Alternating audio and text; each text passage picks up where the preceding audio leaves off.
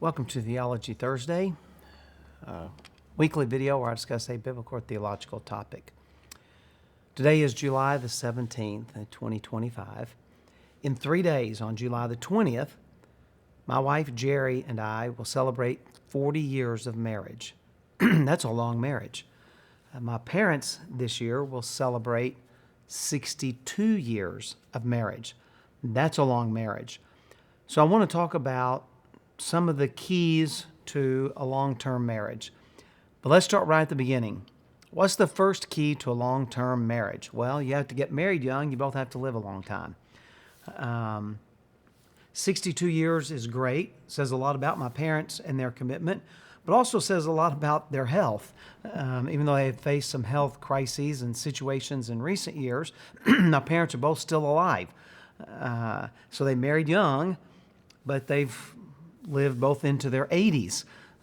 So this is the first key. Is you're not going to be married, 50, 60 years if you get married in your 40s, in all likelihood. You both have to last well into your 90s. So if you're going to have a long-term marriage, that's the first thing, is that you get married young. And my wife, Jerry, and I got married young as well. I was 21 and she was 19. And so that kind of sets the stage then for being able to have a long-term marriage, because we did get married very young. And so that's the first thing. And we both have been in good health and are still in good health. And so that allows us, obviously, to be able to have a long marriage as well. So, 40 years we want to celebrate. So it got me thinking, what are some of the principles to having not a long-term marriage, but a good long marriage? I mean, I guess you could be married for a long time and it not be good, but having a good long marriage. Well,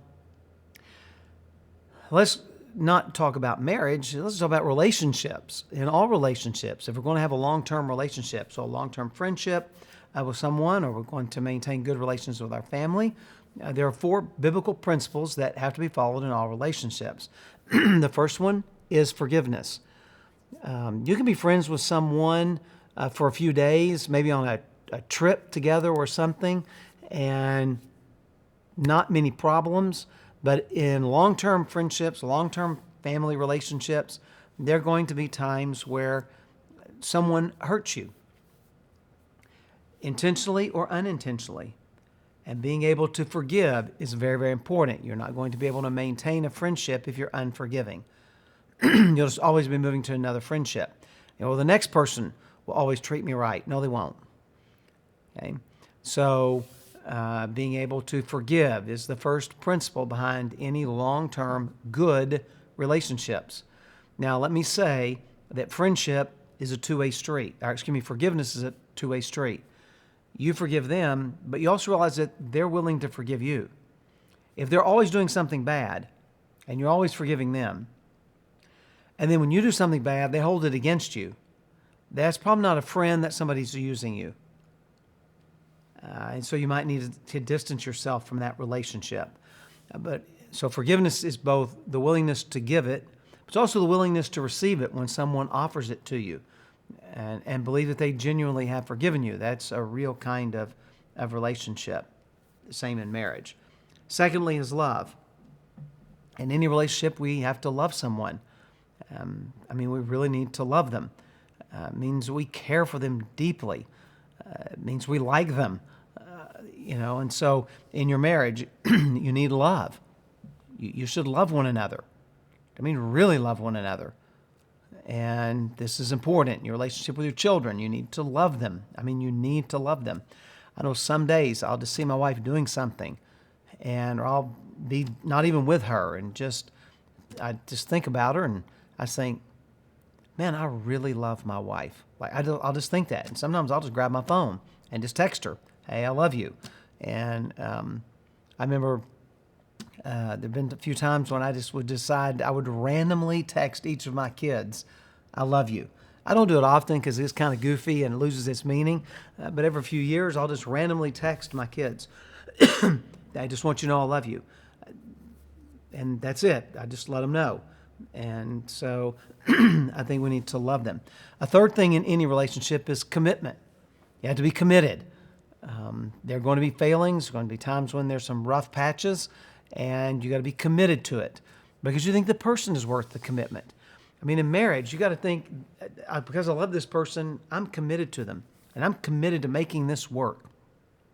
Even when we're in a downtime, even when we're at a low spot or a rough period, what sometimes drives us through that is our commitment. We come out on the other side and thinking, man, I'm glad I didn't give up. I'm glad I didn't bail. I'm glad I didn't jump ship. I'm glad I stayed with the commitment. And again, commitment, like forgiveness and like love, it's got to be mutual. If only one person is committed, they're going to be hurt because the other person is either going to ride along but be unfaithful along the way, or they're going to be a taker, a user, or they're going to bail. And then the last one is sacrifice. That we sacrifice for one another. I mean, man, I'd do anything for my wife. I'd do anything for my kids or my grandkids. I mean, we sacrifice for them. And the crazy thing is we don't consider it a sacrifice. Do you know how much I could have done in life if we didn't have kids? Do you realize how wealthy I would be if we had not had kids? But that's not the point. It was a sacrifice to have children. But man, I don't even think of it as a sacrifice. It's an act of love and commitment. I mean, that's what it is. I mean, I have had to give up a lot over the years for my wife, and I know she's having to give up a lot for me over the years. That's what we do. That's a part of a long-term marriage, that you're willing to sacrifice for one another. And let me just kind of give you a surface sacrifice. If I ever say, would you like to eat at Panera? My wife knows I'm sacrificing for her. And if she ever says, let's eat at Popeyes, I know she's sacrificing for me. But it's something that we do because that's one of the key elements to a long-term marriage and really to any kind of long-term relationship, that we are willing to forgive, that we love them, that we have a commitment, a rock-solid commitment, and that we are, all of those really lead us then to be willing to sacrifice and not to consider it a sacrifice. So here's how I define true friends. There are people that I could call at 2 o'clock in the morning and say, I need you, and they say, I'm on the way. Not many of those. Or, because at my age and I've lived in a few places, don't live in my hometown, I have a couple of friends that live somewhere else in the country that I could pick up the phone at 2 o'clock in the morning and say, this is going on, I need you. And they would say, I got the first flight out. And to be honest with you, outside of family, there are very, very, very, very, very few. Like I'd count on one hand with fingers left over. Friends I have somewhere else in the country that if they called me in the middle of the night and said, man, this has happened, Paul, I need you, that I would say, I'm on the next flight. Cost wouldn't matter. Rearranging my schedule wouldn't matter. Like, I'm coming. There are not many of them. But that's the kind of relationship we're talking about, because that's the kind of friendship you want, and that's the kind of marriage that you want. That's the kind of relationship you want with your family, those kind of deep relationships. But let's talk specifically about marriage just for a couple of minutes, beyond those general basic relationship ideas. It's fascinating that when we read the book of Proverbs, and I'm not going to go through Proverbs right here, there are a lot of passages about relationships, a lot of passages about marriage.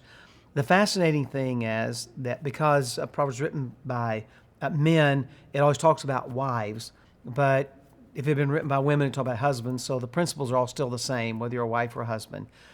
Wives are viewed as either a tremendous burden, like a continual dripping on a rainy day, and a contentious woman. It's better to live in the corner of a rooftop than with an angry woman. Those kind of verses. She can be a terrible burden. But Proverbs also says, he that finds a wife finds a good thing and obtains favor from the Lord. The Bible says that we're supposed to rejoice with the wife of our youth.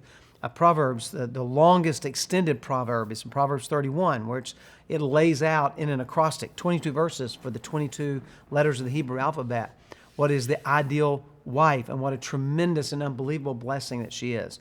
So a spouse can be either a burden, and who wants to live in a long-term burdensome marriage, or your spouse can be a tremendous blessing. And man, wouldn't we all like to live in a long-term blessing kind of marriage? And so if we're going to be a blessing, we need to be forgiving and loving and committed and sacrificial towards our spouse. And so it's something to work on our mind on a regular basis. And then Ephesians 5 is probably the classic passage in the New Testament, and I've done other videos on that, so I'm not going to go through all of that. But that we need to love our spouse and respect our spouse, that we need to follow Scripture's injunctions about how to behave as a husband, how to behave as a wife. If we want to have a good, successful, blessing, long-term marriage. So let me just lay out what I believe to be the number one key to a long-term marriage. That is today. Today. Am I going to make my marriage a priority today? When Jerry and I got married at 21, we talked about what our future might look like. It hasn't looked like that. But what our life together might look like. We talked about having kids. We had about half a dozen names that we had picked out. We wanted to have children, wanted to have lots of children. Through God's providence and all, we ended up with only 4, but we had names picked out. We have all these kids, going to have this wonderful life and no problems. That's kind of the dreams. And in some ways, it's gone sort of like we thought, but in many ways, it has not gone like we thought. But the reality is, at 21, I never imagined being 61 and married 40 years. My kids will all be grown, and I will be a grandparent. I think when you're young, you can envision yourself as a parent. When you're raising your children, you see yourself as a parent. No one ever imagines ahead of time the empty nest. We never thought about it till our youngest was ready to move out. Wait a minute, we're about to be empty nesters. You don't plan for that when you're first married. You're just trying to get this thing kind of rolling down the hill, so to speak. And then you realize, you get that phone call, hey, I'm pregnant. And you realize, wait, I'm going to be a grandparent. I'm not old enough to be a grandparent. Grandparents are always really old, and I'm too young. And so you have those moments. But the key is one day at a time, just one day. Today, I'm going to prioritize my marriage. Today, I'm going to protect my marriage. I'm not going to put myself in any situation where I'm going to be tempted to violate in any way my marriage vows. I may be a little bit overboard, but I just am not alone with a woman that's not my wife. I'm just very, very careful about that. If I have to meet with a church member that's a female, I'll always do it like in our church conference room where there are windows, or it's someplace where we're not alone, just the two of us. I'm just very, very careful that way. So I think every day today, I'm going to protect my marriage. You might be in a work environment and you're like, I need to really be careful because I'm working closely with this person of the opposite gender on this project, and I need to set these boundaries and I need to keep these boundaries. I'm not going to go to lunch with this person, just me and them. We're not doing something after work. I'm going to be careful about what questions I ask about their life, about what information I share. If I'm having a rough time with my husband, I'm not going to tell this coworker.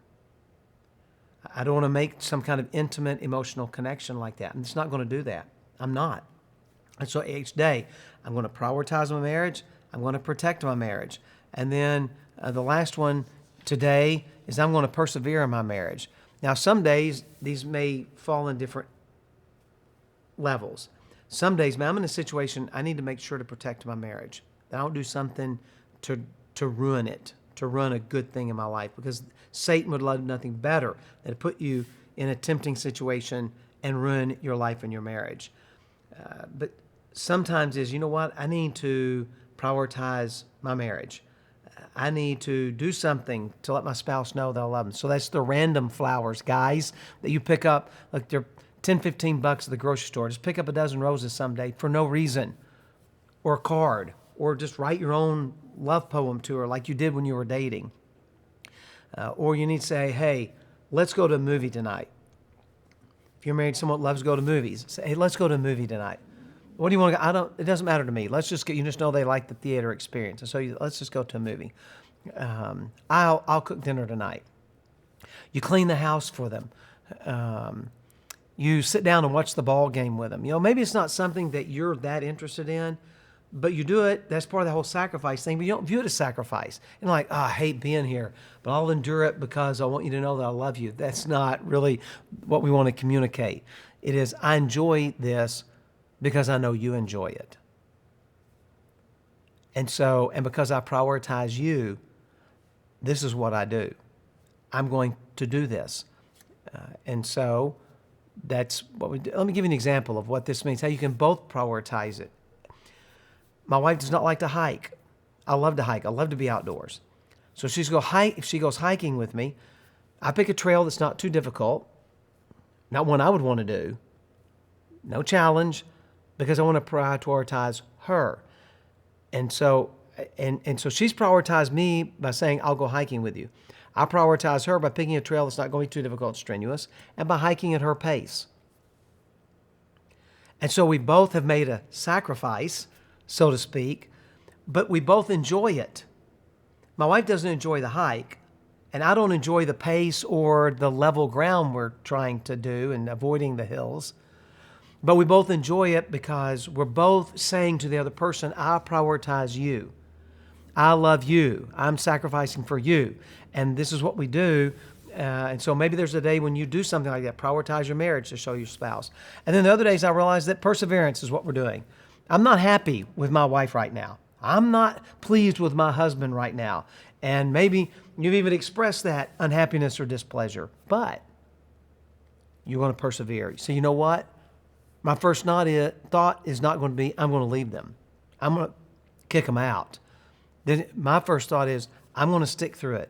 I know that on the other side of this ravine that we're about to go through is something better for us.